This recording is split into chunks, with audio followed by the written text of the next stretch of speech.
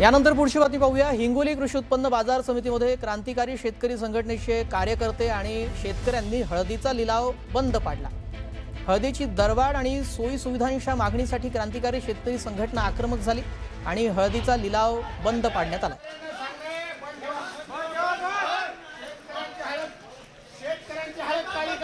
कृषी बाजार समितीच्या हळद यार्डामध्ये आज जे आहे ते क्रांतिकारी शेतकरी संघटनेच्या कार्यकर्ते पदाधिकारी व शेतकऱ्यांनी जे आहे ते लिलाव बंद पाडला आहे। हिंगोलीच्या या बाजार समितीमध्ये काल अवकाळी पावसामुळे अनेक शेतकऱ्यांची हळद भिजली होती। त्याचबरोबर या बाजार समितीमध्ये असलेल्या असुविधांचा पाळा नेहमी शेतकरी वाचत असतात आणि याच प्रश्नावरती आज जे आहे ते क्रांतिकारीच्या पदाधिकारी व शेतकऱ्यांनी आज हळदीचा लिलाव इथं बंद पाडला। आपण बघतोय की हळदीचे जे ढीग जे आहेत तसेच हळदीचा लिलाव झाला नाही। आपल्यासोबत क्रांतिकारीचे पदाधिकारी आहेत। दादा मला सांगा नेमकं कोणत्या कारणास्तव आपण आज हळदीचा लिलाव इथं बंद पाडलाय? नाही, इथं सगळी मनमानी चालू आहे।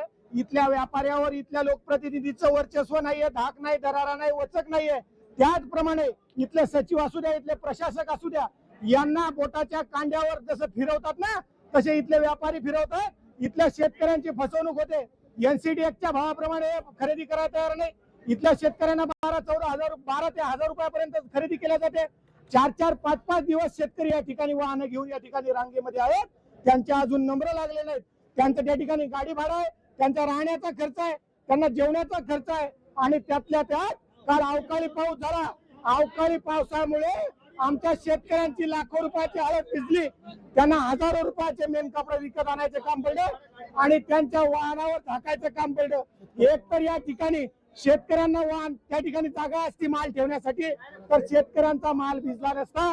भिजलेल्या शेतकऱ्यांचा माल योग्य आणि उच्च दरात खरेदी झाला पाहिजे, शेतकऱ्यांना त्याचा मोबदला मिळाला पाहिजे आणि या वट्यावर शेतकऱ्यांचाच माल असला पाहिजे आणि शेतकऱ्यांना उच्च दर्जामध्ये उच्च भावामध्ये हळद खरेदी करून शेतकऱ्याच्या घामाला न्याय द्या, शेतकऱ्याच्या कष्टाला न्याय द्या।